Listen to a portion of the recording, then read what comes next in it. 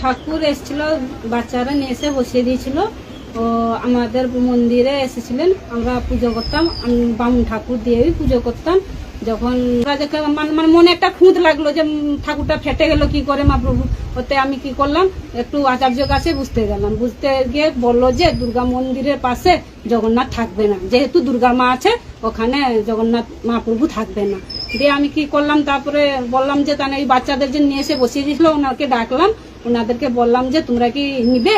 আমরা তো ভেসে দিয়ে আসার পরে পরে সন্ধ্যার সময় যখন মোবাইল খুলে দেখলাম, ওই যে মানে সেই ঠাকুরের নিয়ে সব সময় মানে চর্চা হচ্ছে, মোবাইলে যখন দেখলাম টেলিকাস্ট হচ্ছে, চর্চা হচ্ছে, ওই জন্য আমরা তো ভাবলাম যে আমরা তো বিকালে 2টোর সময় ভেসে দিয়েছি, সন্ধ্যার সময় তাহলে ঠাকুরটা কোথায় আসবে, এই আমাদের ঠাকুর নিয়ে হচ্ছে। যেহেতু খুদ আছে ঠাকুরটা, তারও হাড়ও ভেঙে গেছে, তার মাথাও খুদ আছে, ওই জন্য বুঝলাম যে আমাদের ঠাকুর খুদ ছিল জন্য আমি ভেসে দিয়েছি। আমার যেহেতু দুর্গা মন্দির ঠাকুর, মানে যেহেতু দুর্গা মন্দির, আমি মন্দিরটা দুর্গা মন্দির নামে উৎসর্গ করে দিয়েছি মায়ের নামে, ওই জন্য আমি জগন্নাথ ঠাকুরকে রাখতে পারলাম না। আর জগন্নাথ ঠাকুর যে মানে আমি যে রেখেছিলাম 1 বছর ধরে, ওই সে নিজেই প্রমাণ দিয়ে দিল যে ফেটে গেলে খুঁত হয়ে গেল, ওই জন্যই মানে নিজেই সে প্রমাণ দিয়ে দিল যে আমি থাকতে চাই না এখানে। আমাকে একজন বললো যেখানে এসছেন ওইখানেই ভেসে দিয়ে আসুন, যেখানেই ঠাকুর চলে এসছে ওইখানেই ভেসে দিয়ে আসুন। সে বাচ্চারা যে কোথায় পেয়েছে তো আমি জানি না, তারা তো বলেনি আমাকে